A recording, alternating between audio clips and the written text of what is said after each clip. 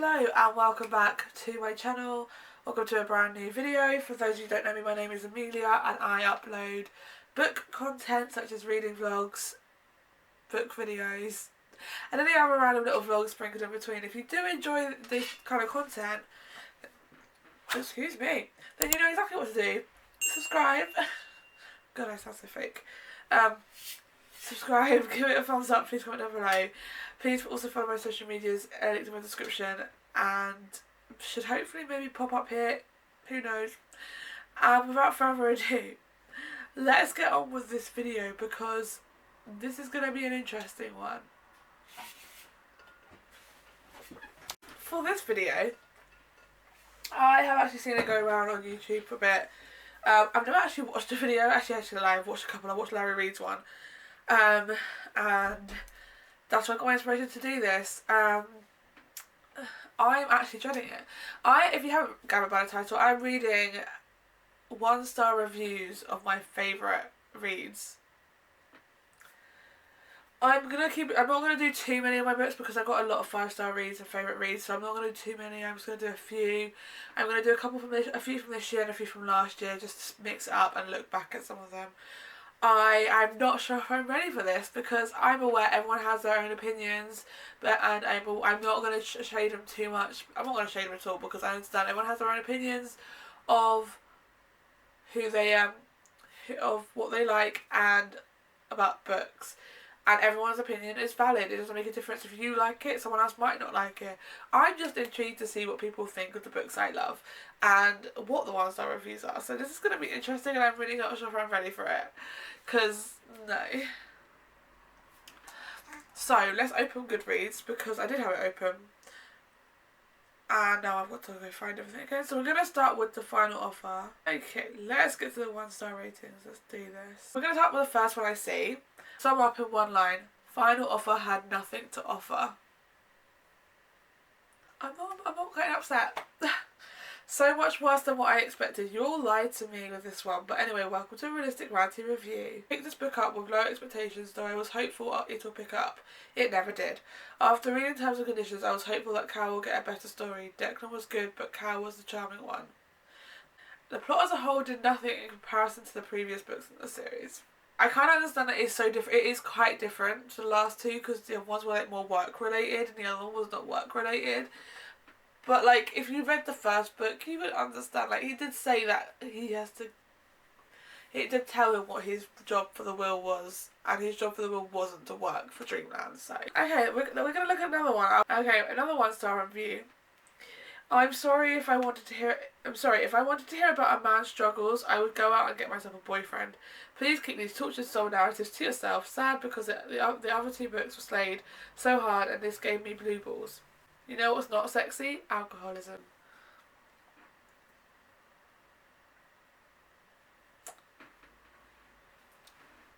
Okay, yep, I get it. It hurts to rate my most anticipated read of 2023 so low, but here we are.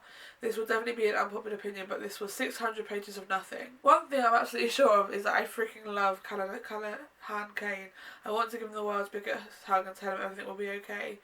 I can understand. I can appreciate that opinion because she's given thought into it. I do, again, I'm prefacing this again saying everyone has their own opinion and is right to their own opinion.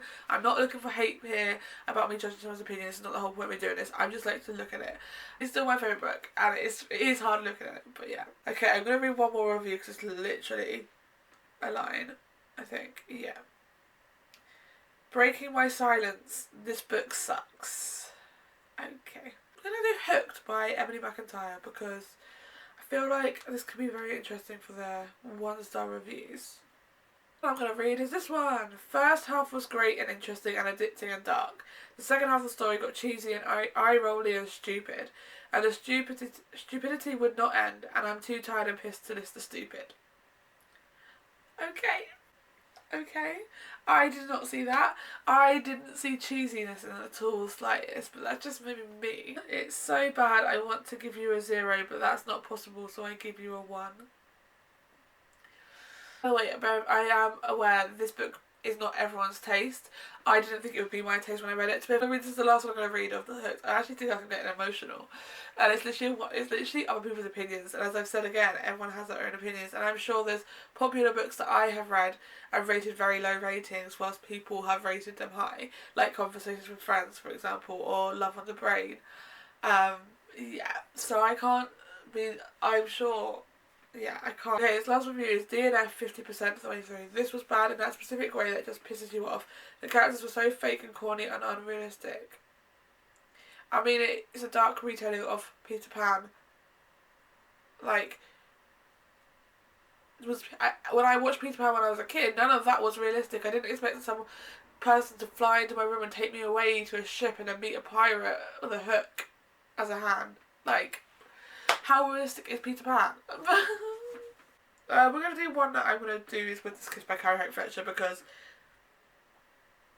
I'm interested to see what people think of this one. What I'm going to read is, I'm not going to read all of it because it's very long. It's not as long as some of the other ones, but it's long. I wanted to like this one because the cover is super pretty and the premise of the story seemed like it would make for an excellent read. One kiss from the main character and she could tell you how you'll die. Talk about a death kiss. Unfortunately, this one fell a bit flat for me. The characters were forgettable at best. I can't even remember their names and I'm not fussed about looking them up. And not too long into the book, we were thrown in a token trans character whose literal point in the book was to be apologised to and then forgotten about without another mention in the story. Okay, actually, I can say her point of that is valid, because even I don't remember that. So actually, her point of that is valid, and I will actually accept that point. I'm not going to be disappointed by that review because I can accept that. That is actually a valid reason. Another one is literally just dreadful. Okay. Another one is I really wanted to like this book, but I'm afraid I didn't. The writing is very simple, and although it was a very strong initial plot idea, the rest of the story is severely lacking. Let's look at Queenie. Because, to be fair, I haven't read it for a while. I'm not going to read it like 4 or 5 times. I read it once. I read it last January. I actually bought it just before the lockdown happened, and I only read it last year, so... But I remember loving it, finding it really interesting. I've got a block nose, where's my tissue going? But sadly, it was not my cup of tea for a few reasons. Firstly, the good things about the book are the writing, especially the natural dialogue and the fact that Queenie does get the mental health care that she so desperately needs. However, as a whole, this book is based on too many black women stereotypes. I really feel the author should have toned that down. I'm also not enjoying that this book is being pitched as the Black Bridget Jones Diary. These two books aren't alike at all. Queenie was not a comedy for me. I feel like it's an exploration of how black women watching abuse as a child and being abused affect her choices of men later on. Okay, this book put me in a reading slump. That's how bad it was. I started dreading picking my Kindle up because I still haven't learned to DNF books, and I keep hoping the story will magically become better and prove my initial assessment wrong. I ended a proper reading slump at 15%. It was so bad that I was exhausted just thinking about having to finish it. Eventually, I began speed reading at 45% to rush through. To be fair, I will say I don't remember much of the book, so if I was to reread it, I would probably give it a lower ranking. I was just very, very generous with my rankings when I first started rating books last year. Okay, hello? We're going to do one more, I think. One more book, and then we will do 1-star reviews of Archer's Voice, because apparently I want to hurt myself. I mean, there's 3,921 star reviews. Am I missing something? Am I reading a different book? How do people like this book? Listen, I have a heart of ice. Maybe I don't deserve a romance ever within it, whether in a book form or in real life, because I felt absolutely nothing reading this. Possibly some rage, but that's it. But this time I know it's because this book was generally so bad, not because I'm picky arsehole when it comes to romance. I don't think you should be rating this book, mate. You shouldn't. And then she goes, how does this have a 4.4 rating? My one thing I'm going to say is, instead of asking how it has a 4.4 rating, remember everyone has their own opinions and everyone enjoys things differently. That is just my thoughts to say to that comment. But I will get defensive. This is literally my all-time favourite book. This one goes, I guess this is my it's not you, it's me unpopular opinion review. I'm quite disappointed because I really wanted to love it after all Raven reviews, but I just couldn't. I literally could only think of one plus point, which is that the steamy scenes were relatively decent, even though there were so many of them that it got old after a while. Honestly, those two just used sex to solve everything. Archer's first time at a strip club and Breeze's insecurity, sex. They got in an argument, sex. They go on a date, sex. They breathe, sex. You get the point. The novelty wore off after a while. Now that's out of the way, there are so many reasons I didn't like this book. The story dragged. Can't agree with these, like, one-star reviews. Okay, I'm gonna stop that there now because I can't do it anymore. I just can't put myself through reading any more one-star reviews. It's a lot harder to read a one-star review than I thought it would be, I'm not going to lie. But I am just going to preface this again after this. I am not judging the people's opinions. Like, I was looking at just to see what people's opinions and reviews were. But I'm not judging their opinions. Like, everyone is entitled to their own opinions throughout the books they read. So I hope that came across. And I'm sure I don't really review my books on Goodreads, just put the star ranking and then go, yep, done. But I'm sure if people saw my low rankings, people would disagree with that, because some people would love the books I don't like. Like Love on a Brain has a mixed review, and I gave it like a 2-star, 2.5 star. Didn't love it. So yeah, but that is the end of this video.